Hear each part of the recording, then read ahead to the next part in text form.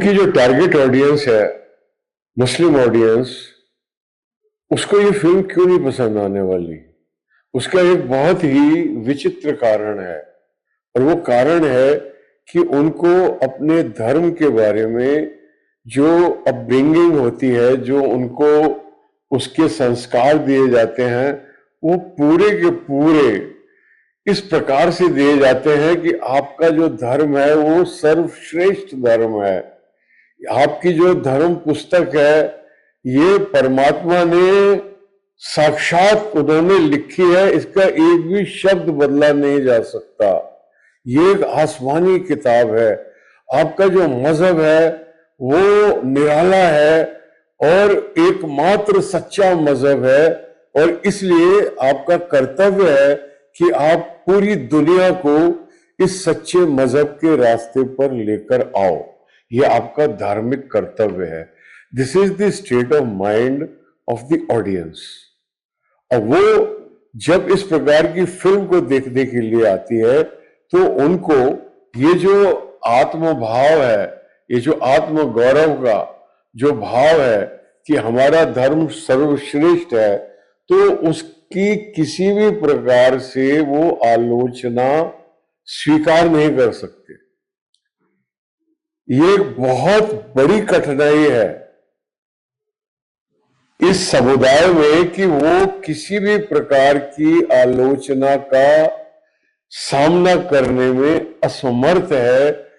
उनकी 5-6 साल तक, जब तक कि आपकी जो माइंड है, जो आपका जो मन है, वो जब तक बन के तैयार होता है, तो उसकी संरचना, उसका जो आधार है, उनका जो आत्मविश्वास है, वो इस पर आधारित है कि मेरा जो दीन है वो दुनिया का बेस्ट दीन है, फ्लॉलेस दीन है, मेरी किताब बेस्ट किताब है, मेरा पैगंबर बेस्ट पैगंबर है और एकमात्र पैगंबर है। तो इस प्रकार की अगर मेरे अंदर भावना है आत्मगौरव की, तो ये बहुत ही जल्दी जरा सी भी आलोचना से हर्ट हो जाएगी।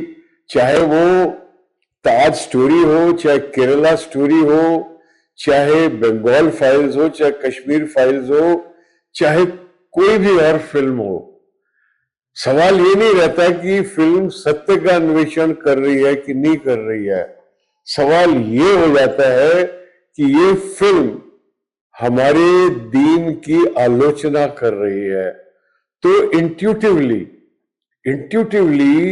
एक ब्लॉक खड़ा हो जाता है ऑडियंस के मन के अंदर।